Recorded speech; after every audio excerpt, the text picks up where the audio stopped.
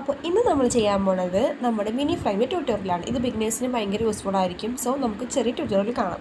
അപ്പോൾ നമുക്കിതിന് വേണ്ടിയിട്ട് ക്യാൻവയാണ് യൂസ് ചെയ്യുന്നത്. ക്യാൻവ അല്ലെങ്കിൽ നിങ്ങൾക്ക് ലൈറ്റ് റൂം ഒക്കെ യൂസ് ചെയ്യാൻ പറ്റും. ഇപ്പോൾ ഞാനിവിടെ ക്യാൻവയാണ് യൂസ് ചെയ്യുന്നത്. സോ നിങ്ങൾക്ക് ഇഷ്ടമുള്ളത് യൂസ് ചെയ്യാം. അപ്പോൾ ക്യാൻവ എടുക്കുമ്പോഴത്തേന് അത്യാവശ്യം കുറച്ച് ലാഗൊക്കെ ഉണ്ടാവും. അത് കഴിഞ്ഞിട്ട് നമുക്ക് ഓപ്പൺ ആയി കിട്ടും നമ്മുടെ വിൻഡോ. അത് കഴിഞ്ഞിട്ട് നമുക്ക് അവിടെ കസ്റ്റം സൈസ് വേണ്ടിയിട്ടുള്ള ഒരു ഓപ്ഷൻ ഉണ്ടാവും. അതിലാണ് നമ്മുടെ സൈസും കാര്യങ്ങളും അടിച്ചു കൊടുക്കുന്നത്. അതിൽ വിഡ്ത്തും ഹൈറ്റും യൂണിറ്റ്സും ഉണ്ടാവും.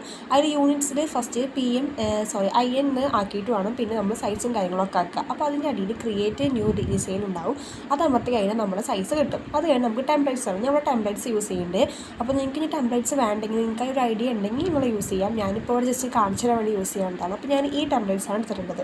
അപ്പോൾ നമുക്ക് റീപ്ലേസ് എന്നുള്ളത് കൊടുത്തു കഴിഞ്ഞാൽ നമുക്ക് വേറെ പിക്ചർ നമുക്ക് ആഡ് ചെയ്യാൻ കഴിയും. അപ്പോൾ നമ്മൾ ഏത് പിക്ചറാണ് നമുക്ക് വേണ്ടത് ആ പിക്ചർ എടുക്കാം. അപ്പോൾ ഞാനിവിടെ ഒരു പിൻട്രസ്റ്റിൽ നിന്ന് ഒരു പിക്ചർ വെറുതെ എടുത്ത് വെച്ചിരിക്കുകയാണ്. അപ്പോൾ നിങ്ങൾക്ക് ഏതെങ്കിലും പിക്ചർ എടുക്കാം, ഇഷ്ടമുള്ള പോലെ ചെയ്യാം.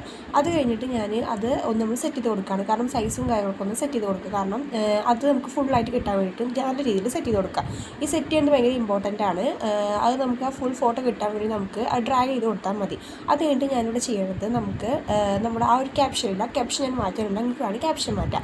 അതിൻ്റെ അടിയിൽ എഡിറ്റ്സും ഫോണ്ടും ടെക്സ്റ്റൈൽ ഫോണ്ട് സൈസ് അങ്ങനെ എല്ലാ സൈസും ഉണ്ട്. ഞാനിപ്പോൾ അതൊന്നും മാറ്റാം, ജസ്റ്റ് ഒന്ന് കളർ മാത്രമേ മാറ്റുള്ളൂ. നിങ്ങൾക്ക് വേണമെങ്കിൽ അതൊക്കെ മാറ്റാം, അതൊക്കെ നിങ്ങളുടെ ഇഷ്ടമാണ്.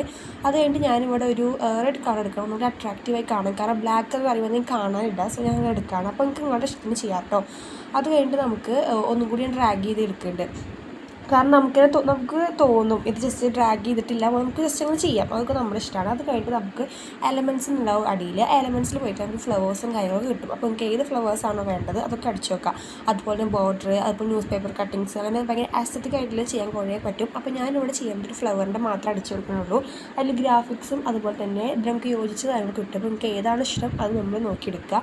അതിന് പ്രത്യേകിച്ചിട്ടുള്ള ഒരു ഇതൊന്നുമില്ല, നിങ്ങൾക്ക് ഇഷ്ടം ചെയ്തെടുക്കാം കേട്ടോ. അത് കഴിഞ്ഞിട്ട് ഞാൻ ഇങ്ങനത്തെ ഒരു ഫ്ലവർ ഞാൻ എടുത്തിട്ടുണ്ട്. അപ്പോൾ ഞാൻ രണ്ട് സൈഡിൽ വെക്കുകയാണ് ഒരു ഭംഗിക്ക്. അപ്പോൾ ഇത് ഫ്ലിപ്പ് ചെയ്യാൻ വേണ്ടിയിട്ട് നമുക്ക് അവിടെ കുറച്ചും കൂടി പോയി കഴിഞ്ഞാൽ ഫ്ലിപ്പ് എന്നൊരു ഓപ്ഷൻ ഉണ്ടാവും. നമുക്ക് ഫ്ലിപ്പ് ചെയ്യാൻ കഴിയും. അല്ലെങ്കിൽ നിങ്ങൾക്ക് വേറെ രീതിയിൽ വെക്കണമെങ്കിൽ അതും ചെയ്യാൻ കഴിയും. അപ്പോൾ ഇവിടെ ഫ്ലിപ്പായിട്ട് എടുക്കുന്നത്. അപ്പോൾ ഒരു ചെറിയൊരു വീഡിയോ ആണ്. പിന്നെ നമുക്ക് സൈസ് അഡ്ജസ്റ്റ് ചെയ്തെടുക്കാം. പിന്നെ നമ്മൾ സേവ് ചെയ്യുക. ആ ലാസ്റ്റ് ഒരു ഏരോ മാർക്ക് സേവ് ചെയ്യുക. അപ്പോൾ ഇത്രയുള്ള നമ്മുടെ വീഡിയോ. ഇഷ്ടമായി ലൈക്ക് ചെയ്യാം കേട്ടോ. അപ്പോൾ ബൈ.